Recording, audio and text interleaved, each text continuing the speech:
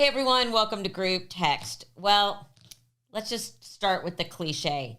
And just like that, my guest today is none other than Evan Handler, who is known to millions for his portrayal of Harry Goldenblatt, husband to Charlotte and father to Rose and Lily on Sex and the City, which, God, I feel old, turns 25 this year. And its spinoff, And Just Like That. The second season of the hit series begins streaming on Max on June 22.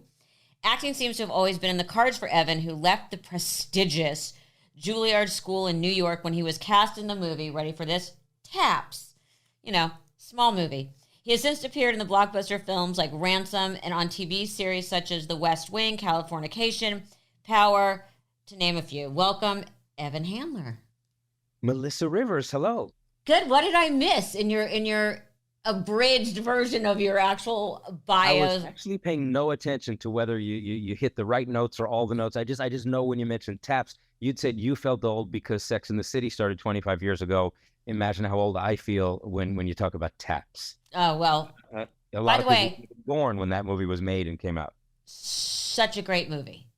Oh, cool, great. It was a long time ago. Still holds up. It does. Long time. And we're going to get to Sex and the City in a minute. And I always think about this because my son is in college right now.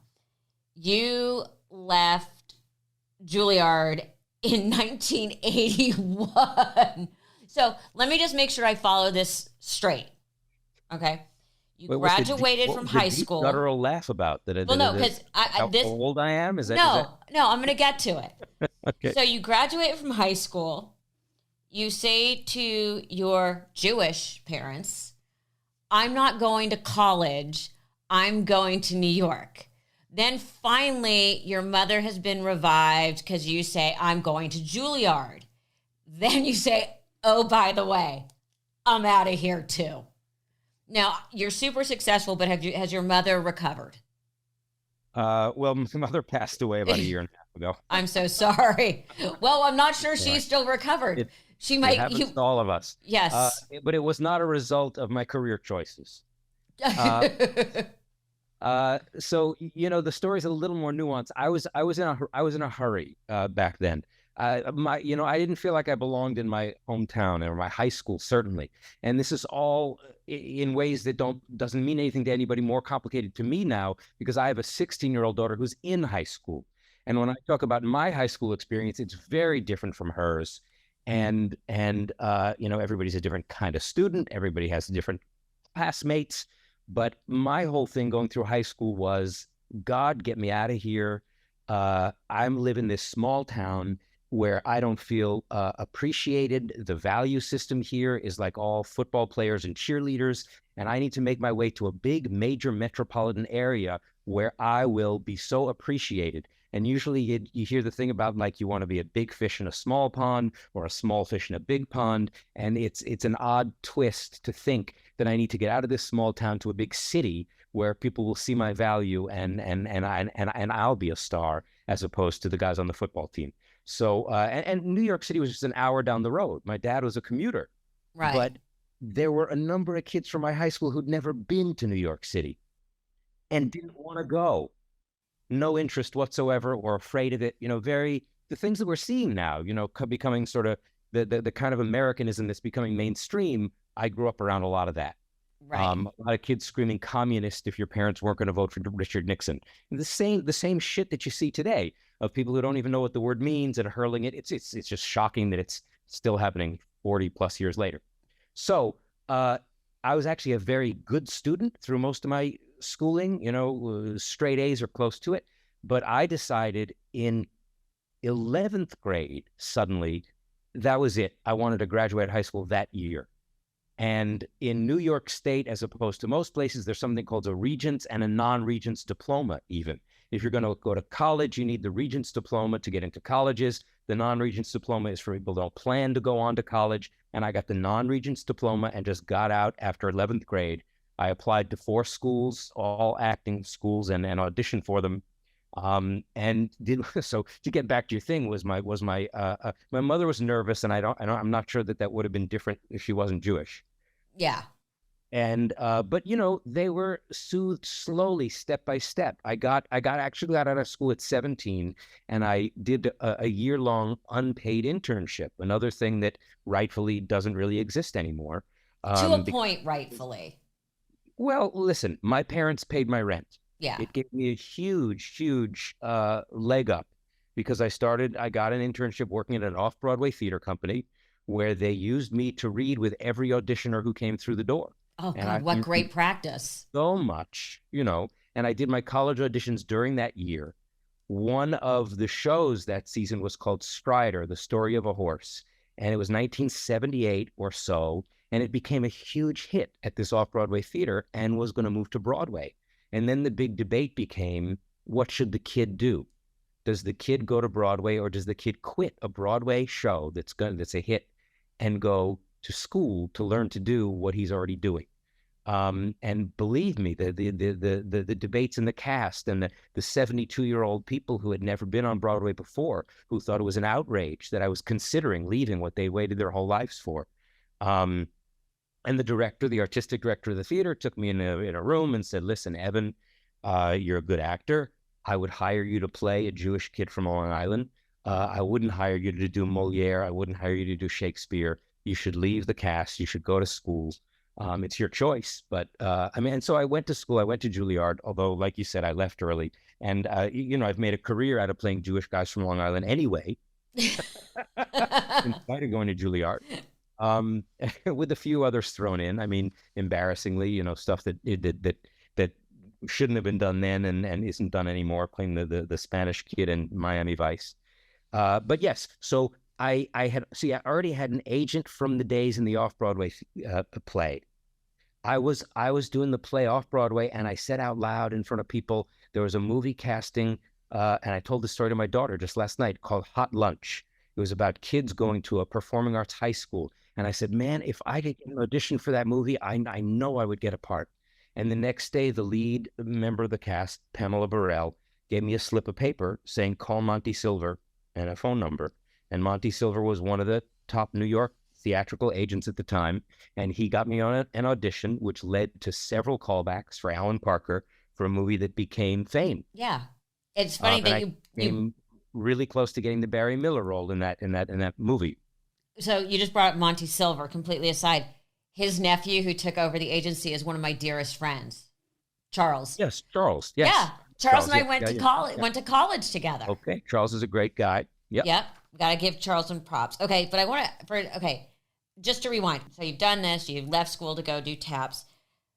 Kind of a star-studded movie, especially in hindsight. Yes. Yes. Do you look though back, go like, first of all, the level of talent, including yourself, obviously, in that movie, and the sustainability of everybody's careers. Did you at the time have, I'm sure you didn't, but an inkling of looking around and go, because you'd had enough experience around people, that guy's a star, that guy isn't a star? Or do you look back now and say, how did we all survive? It's somewhere in between, but no, nobody knows or knew that stuff. I mean, for some years after that, people would get together and you'd see each other. I mean, I didn't keep in touch. I'm good at not keeping in touch with people. There's a good skill. That's an excellent life skill. Yeah. We would run into each other here or there, whether it's an event, a premiere, an Emmy Award thing. And so I would see Tim sometimes. I'd run into Sean or executives at the time, and nobody knew that Tom Cruise was going to be the biggest movie star in the world. And this, it's funny because the publicist I'm working with, the firm represents the two Toms, Tom Cruise being one of them. And they had said that if topics come up that I don't want to talk about, they'll jump in. And I said, no, don't do that. I don't need that. And I gave them a safe word. Like I said, if I say hypothalamus, then you jump in and know I need help. But I in retrospect, I thought if I talked about Tom at all, I would just say the Tom that needs no last name. And then later I could claim that Tom Cruise was the safe word. Exactly. Well, I just think, and it's not even about him. It's just, you look back and you think, God, whoever did the casting was a genius, because they created lightning in a bottle with the cast. And if you look back and you put it in terms of the times, which was all these young casts, and some gelled and some didn't, and you happen to be in one that everybody pretty much walked away super successful. I'm more in the Goldman camp of nobody really knows, and sometimes you do, it comes together and it becomes a big thing.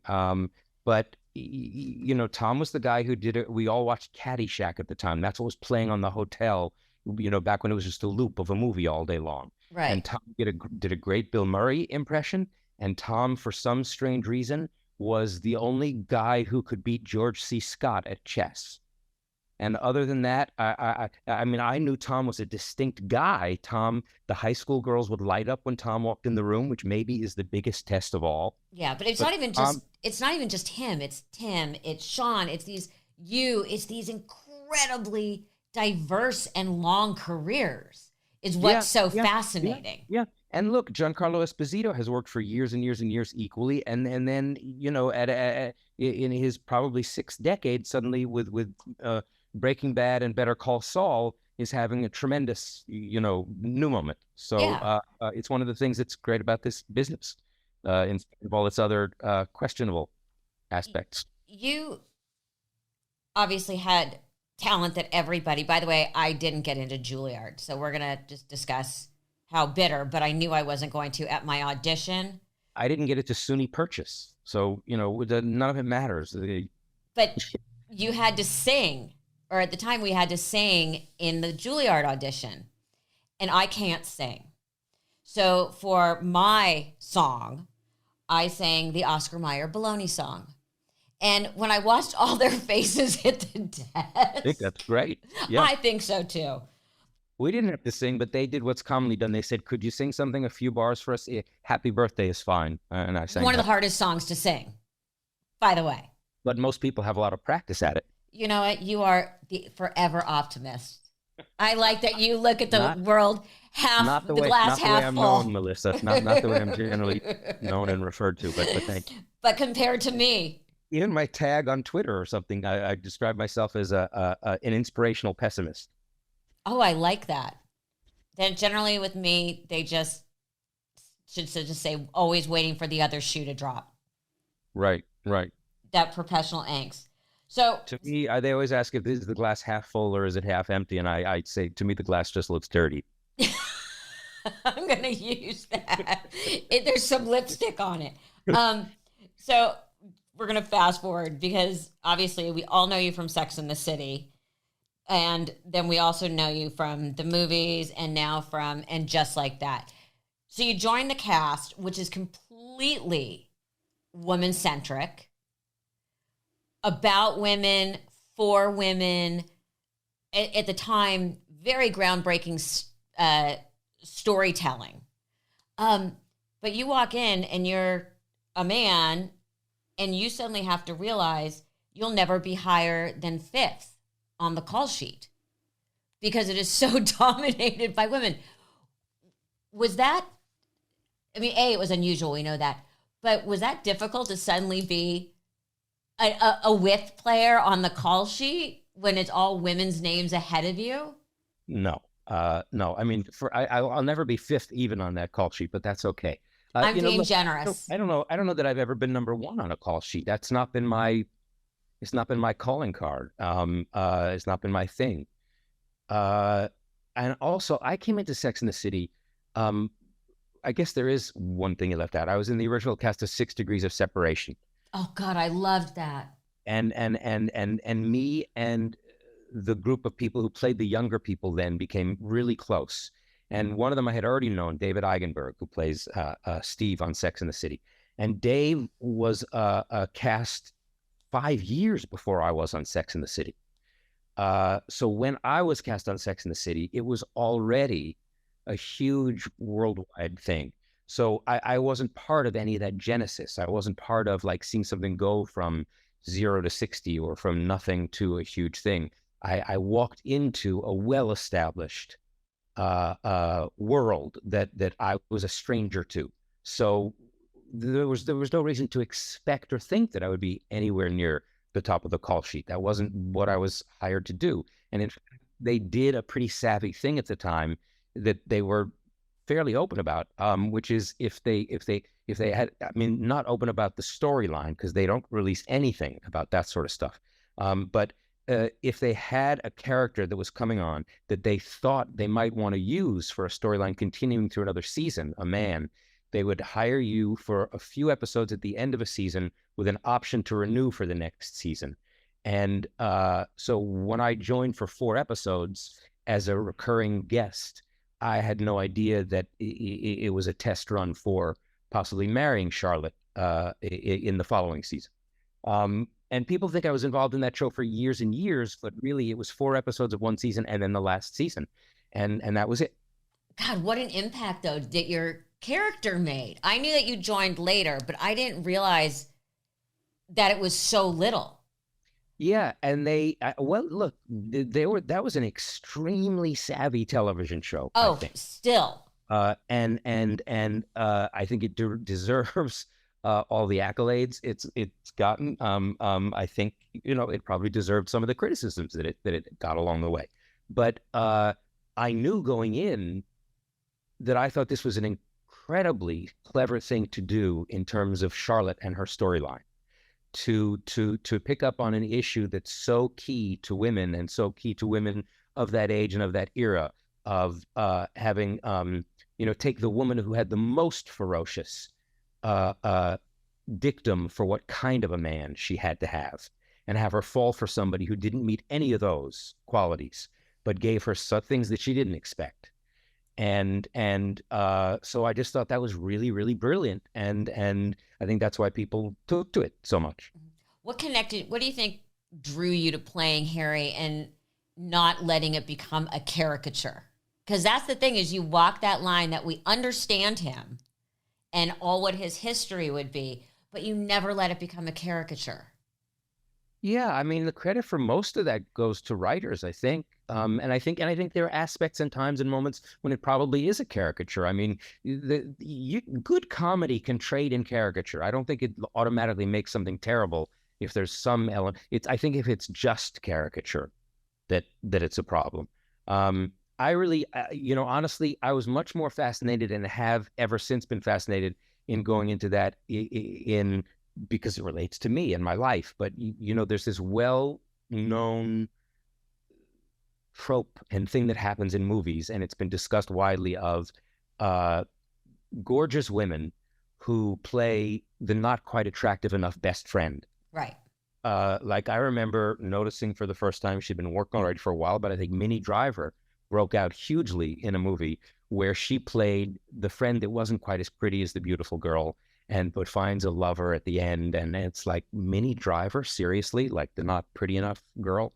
And the character description for Harry Goldenblatt, when the breakdown comes out, you go for an audition and there's a 2-sentence, 3-sentence, paragraph long description of the character, and I don't remember it exactly, but I think it said boorish, unattractive, and overbearing.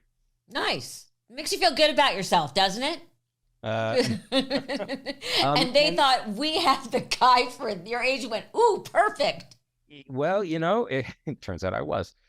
I like to think, and I think it became a joke to me anyway, and the people that I know, because I was in my 40s already. I was 40 years old when I got cast, beyond 40 when I got cast as Harry Goldenblatt. And I met my wife during the filming of Sex and the City. So I was like the last bachelor standing. I almost said the last virgin standing because of the 40-year-old virgin. And I think I had, by that time developed a reputation around town as, sort of an eternal player and a guy who didn't stick with relationships. And so it was funny to me to be cast as the unattractive guy. So you just said last bachelor standing. How many did the ladies get into trying to set you up and settle you down? Huh. No, that Not never. one of them ever set you up with someone? No. That's really bad. That's kind of an insult. I don't know. I guess, do you do that with coworkers? I guess. Yes. I mean, especially on a set and you're together all the time and you all know each other so well and there's always this shorthand and you Yeah, but become a family. we didn't know each other that well. I was the new guy. Yeah, but still, you're cute, you're talented, you're on a show. I can't believe not one of them said, "Ooh, I know No, someone who no. would be good for him." What happened is I met by accidentally an Italian woman who had only been in the U.S. for 2 years, who was a chemist working at Hospital for Special Surgery in New York doing biomedical research, and was incredibly taken with her, and had feeling like this was the kind of person that I'd wanted to meet, and this was an incredibly optimistic thing, and she had never seen Sex and the City, and my episodes of Sex and the City just started to air. And we went on our first date and we walked from Lincoln Center down to Times Square to see a play that Stanley Tucci and Edie Falco were in together. And we could barely make it through Times Square because people were screaming and shouting, Harry, Harry, oh my God, we love you, Harry. And I was having this experience of this absolutely cannot help but have some effect on this woman. And she doesn't know that this has never happened to me before, that this kind of uproar I've been recognized for years for different things, but this kind of thing. And I started to think, like, I wonder, could I just turn to her and say, could we pause this for about 6 months? Because I had two incompatible fantasies happening simultaneously. So that kind of explosion happened for the first time just upon meeting the woman who a year later became my wife. That's pretty fantastic. That's a great story. It is. It's a great story, and it's available in my second book called "It's Only Temporary." Yes, I was going to say we're going to get to your bad news of being alive. we're going to get to your book in a minute. A couple more quick questions because I want to ask the obvious, which is how much input have you had, on growing the character of Harry through the years, especially in the reboot and coming back at, a very complicated time and dealing with issues that are a little bit hot button, and keeping them grounded and real. How much input have you had into that part of the development of the character? None whatsoever. Or no, I was going to say, or none. Yep. Nope. None whatsoever. Again, listen, every job is different. Yeah. So, and it can be explained maybe by talking about auditions. You go into an audition and you get a script, and sometimes you think, I think, it would be funnier if I just flipped this word and that word, or if I did that, or there's an ad lib I could do. And sometimes you do that and people are horrified and think, who does this person think they are, coming in here and rewriting my stuff? And sometimes you go in and you read it word for word, and the people think, well, that person didn't bring anything to it. Like so-and-so came in and like ad lib and bounced off the walls, and that's great. So you never know what people want from you, first of all. I sometimes have taken to going to auditions, or when I get a job, saying, tell me what you want from me. I will speak your words like with every punctuation mark perfectly, like exactly as written, or I can offer you my thoughts and insight and what I think all along the way without any obligation to use any of it. But coming into Sex and the City, it seemed clear to me at that time that what was desired of me was to use their words and deliver the best that I could doing that. And did you feel that way still now? Because it's got to be hard because, and we're going to talk about your books really quickly, is you're a writer. Yeah, I became a writer along the way. Yeah. Yeah. Which I know from my point of view, someone gives you something and you're like, oh, I could make this so much better. But that can happen. And that's the writer part. Right. Listen, sometimes something will be semi-scripted, right? So there was something that happened during, I guess it was season 1 of And Just Like That, where it says, Charlotte and Harry say something like, oh no, and could it be? And if it's something like that, I will try to come up with something that's maybe more clever than oh no or could it be.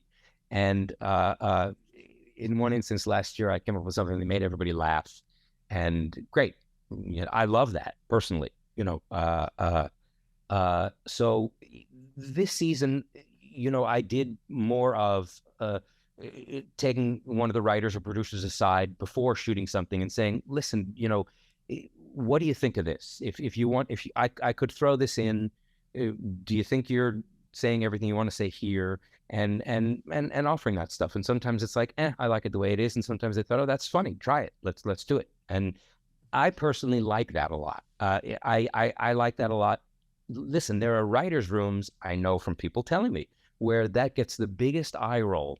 The last thing they want is actors, touching the stuff up. And there are places where they love it, and it's great, and they like your sense of humor, and they want it. And if I land in a place where that's appreciated and that's what they want, and it kind of elevates things and everybody feels the same way about it, great. That's an experience I like. But I don't expect it. And when I've worked for Aaron Sorkin, I didn't. Yeah, expect you can't mess with his words. Yeah. Yeah, the pace of Aaron Sorkin is, I don't know how you guys do it. Anyway, you actually sound like a dream. There's a difference between drama and comedy also often as well, in which, with comedy, sometimes, ad-libbing a thing or two here and there can keep things bouncing. I mean, I could go and do 10 minutes on discussing working with Aaron Sorkin and picking your brain about it because of the density of the material, the pace of the material, and all the things that I think is another level of genius. And for people who can play it, I'm always blown away because of the multi-levels, so many meanings, the comedic pacing, plus the dramatic. Anyway, I could be a full-on Aaron Sorkin nerd, but we're not going to go there. You have written 2 amazing books. The first one was deeply, deeply personal about your journey with cancer. And you wrote it very young. Why did you feel the need to tell that particular story? Because it was so incredibly personal. Well, and this came out at a time where people, especially celebrities, weren't talking about these things. Right. Which is why I wrote it. I mean, I didn't feel very young. When I look back on it, I did write that story and start telling it very soon after I had recovered. And it was not a short recovery. I was diagnosed with acute myeloid leukemia, which was then considered to be incurable, and almost always fatal. They'll draw distinctions between a remission is possible, but a cure is not, and terms that I take issue with sometimes. But I was diagnosed at 24 years old, had the expected recurrence 2 years later, and then had to wait several months to get well enough to have a bone marrow transplant, and then a year to recover from that. So it was pretty much 24 through 29 were kind of wiped out. And so that would have taken us from 85 to 89 or so. And it was in 1993 that I did the solo show, Time on Fire, which I really did in order to get the attention of book publishing people, because I thought, well, I don't know, a book proposal from an actor is going to get an eye roll. And if I invite them to the theater to come see something from an actor that they know his name, then maybe they'll come see it. And it struck a nerve, and it became much more successful and embraced than I thought it would. And so the book came out in 1996 because books are slow. Tell me about it.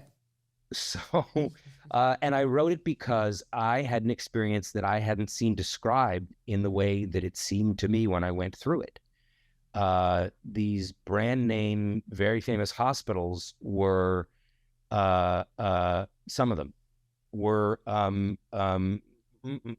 much darker, more difficult places than I had any reason to know that they were. And the shiny, fancy facades, to me, helped hide cultures that were very arrogant and abusive. And I saw a lot of people getting really pushed around in ways that there just wasn't the kind of compassion and patient-centered attention that I thought there needed to be.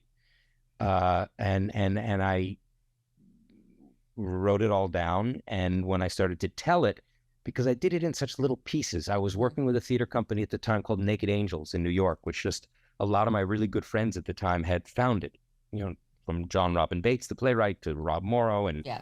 Ben Parker and Kenny Lonergan and Marissa Tomei and Sarah Jessica Parker. So I was not one of the founding members, but I was like, very close by to those folks. And they started a series where people would bring in 10 minutes of whatever they were working on once a week. And I started reading 10-minute pieces. And I started calling it the oral history of me as told to myself. And I found that I could do exactly what I wanted to do. I got people to laugh at this very, very horrible stuff, then become appalled by what they were laughing at, and then forget that and laugh again. And I thought, well, this seems to work, well. So I just kept at it, and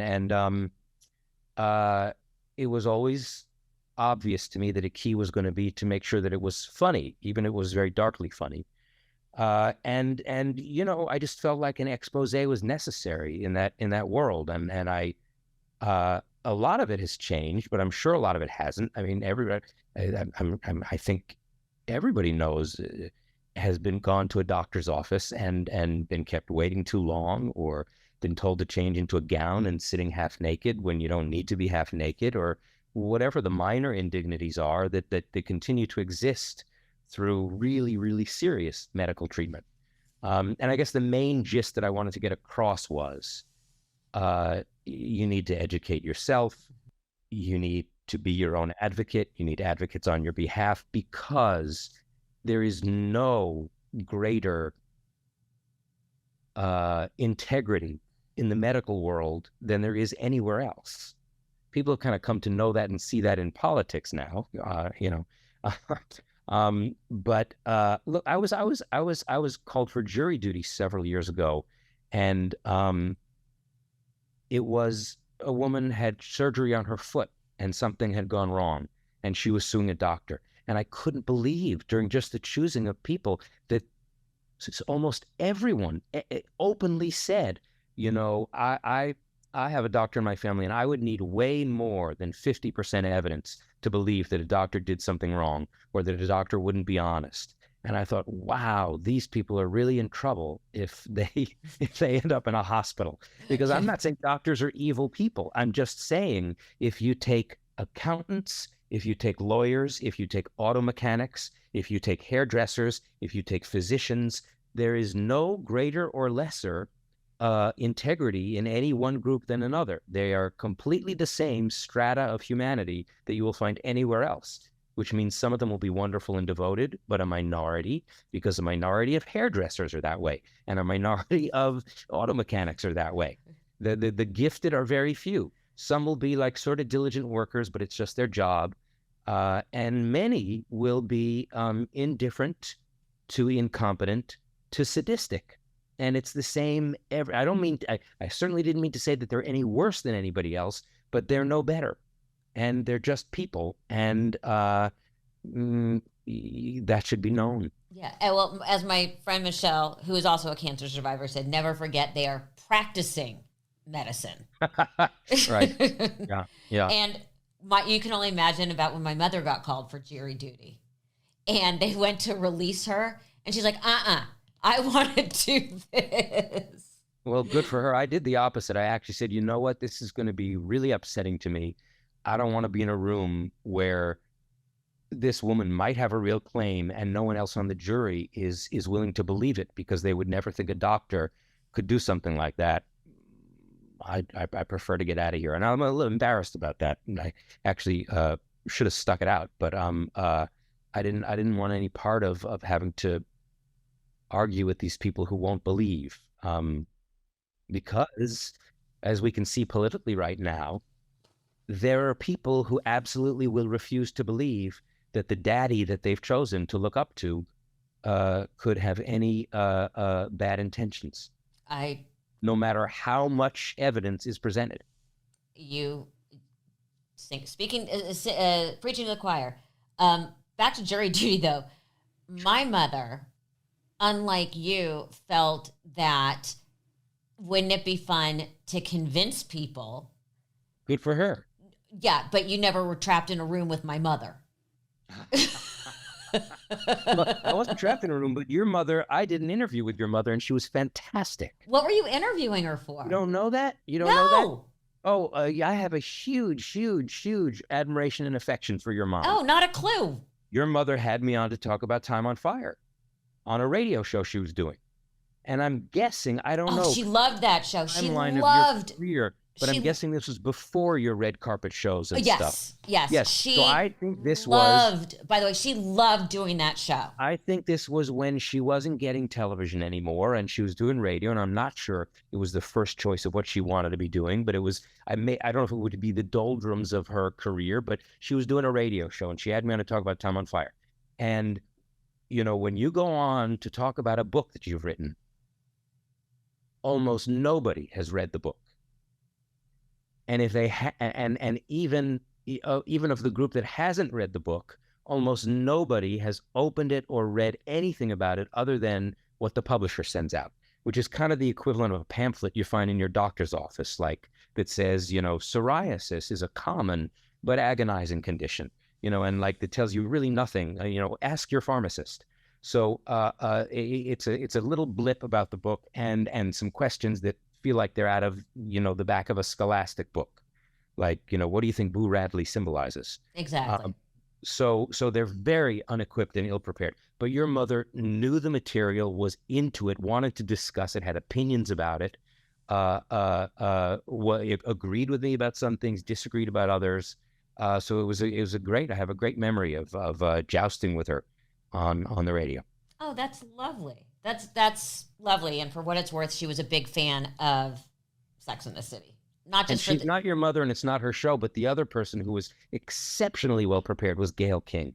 Oh, Gail, exceptionally well prepared. Now that we're Post-it notes every 5 pages of a book that she had read. Yeah. By the way, I loved the book, and it was that all these years later, and I actually bought it hardback, full price back in the day when we had to go to bookstores. Wow. Thank you. Thank you. I didn't know that you would have read it even today. But yeah, absolutely. I've read it. And listen, the second book I wrote with really wanting to talk about something that is not discussed much either, because, you know, this post-cancer life that for me is now stretching, you know, 4 decades and almost 4 decades and more, it was a confounding thing. I came out of that, you know, imagine coming out 30 years old and you've basically been out of circulation since you were 24. It's crazy. And a budding Broadway star, and thinking, well, simultaneously have been prematurely aged and had borne firsthand witness to where we're all eventually headed. And yet being kind of immature and unprepared, because, I mean, 24 to 29 for a lot of people are like prime dating and mistake-making years. And I kind of lived my 20s and my 30s as a result, without really knowing that's what I was doing at the time. And it took me many years to give up a lot of the rage that I felt over not only what happened in the hospital, but, you know, I was grateful to be alive, but I still had 4 or 5 of my prime years stolen. You know, swiped from me, and what could have happened in those years, and what would my career might have been if I hadn't lost those 4 to 5 years, my God, or come out looking unrecognizable afterward because I had hair before. You know, it just, mine happened not to grow back in useful fashion after the bone marrow transplant. So, and I was bald at 29 years old, right, when the only other person of that age who was bald was either Michael Jordan, or actually Michael Jordan wasn't bald yet, or the punks on St. Mark's Place, you know, who meant to make a statement with it. Yeah. So suddenly having to wear wigs to play the age that I was and that I was still playing, and so there was a lot of fury, there was a lot of rage, and it took me a long time to be able to outweigh that with the gratitude that I knew I did have and should have. And to find my way to a life that was less connected to the memory of what I'd been through. Well, you certainly, I mean, we could go down a whole separate podcast just about that and surviving challenging times and that whole topic. So I know I'm not supposed to ask, but what can you tell us about the show? Because I have a potential storyline that I do want to pitch before the end of this. To me? You're going to pitch to me? I'm pitching to the universe. That's like, okay, to the universe. That's a good place to pitch. Yeah. So what can you tip us off? Is there anything other than we should all be watching Max starting June 22, and the clothes are going to be fabulous, and there's going to be a lot of Manolo Blahniks, which always brings me great joy because I am shallow. And those are the things that matter to me, and a lot of beautiful shots of New York. It is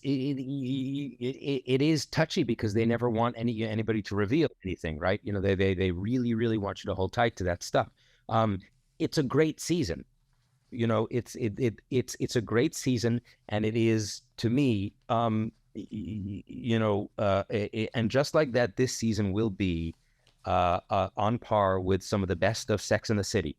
And it is a season of, and just like that is extremely reminiscent of the best of Sex and the City. Just happens to include women who are older than they were then, and a broader palette of women and gender identities than the show had been. But I really think it involves and integrates the women, the storylines, and in all the best ways of what Sex and the City was known for. And by that I mean, there's like sex stuff that happens with Harry and Charlotte, and Sharita and Karen are going out on dates, and it's not just that they're the friend of, they have their relationships and stuff going on, and the thing about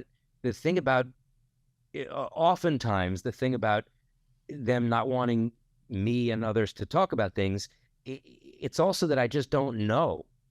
People have come to me and asked the questions that must not be asked, and I don't know anything. And I think the complaint they have is that if I just parrot, what was published already somewhere else, then it gets picked up as if it's a new story, and that I revealed things that weren't actually even revealed. If people knew the extent, like last season, I went through the whole season myself, waiting. We shoot in 2-episode blocks of 3 weeks each. And each time I get 2 new scripts, I'd say, so is John Corbett in it yet? Is John Corbett in it yet? And we got to the last 2, and I'm like, well, what the hell? I mean, John Corbett was supposed to be in this season. So people come to me and ask me for secrets as if I don't know. And I went through all of last season waiting for John Corbett to appear, and he never appeared. So I'm not the guy who knows stuff. Well, I mean, you could tell me, well, maybe you can't because you are a straight male, like what your favorite shoes were of the season, but that's not for you.